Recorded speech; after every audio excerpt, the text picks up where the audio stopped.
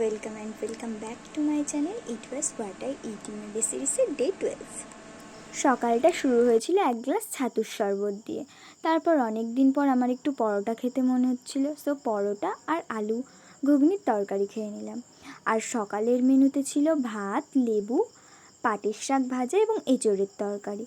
তাই দিয়ে সকালের খাবারটা কমপ্লিট করব, সেই সময় মা নিয়ে আসলো ডিম ভাজা। আর দুপুরে কিছু ছোট্ট ছোট্ট বিস্কুট খেয়ে বসলাম খাতা নিয়ে। তারপর একটুখানি বই খাতা ঘাটাঘাটি করার পর কিছুক্ষণ প্রকৃতির দিকে একটু একাগ্র চিত্তে থাকার পর মা লাঞ্চ করতে ডাকলো। লাঞ্চে অ্যাজ ইউজুয়াল সেম ছিল, আর বিকেলের দিকে মা কেটেছিল পেয়ারা, সেটাই খাওয়ার পর আবার সন্ধ্যায় কিছু ছোলা ছিল, সেটাকেই আমি ভালো করে একটু পেঁয়াজ, লেবু এবং চানাচুর দিয়ে খেলাম। আর ডিনারে ছিল ভেন্ডি সেদ্ধ, বেগুন ভাজা আর ডিমের ঝোল। এইভাবেই দিনটি কমপ্লিট করলাম। সবাই ভালো থেকো, সুস্থ থেকো, বাই।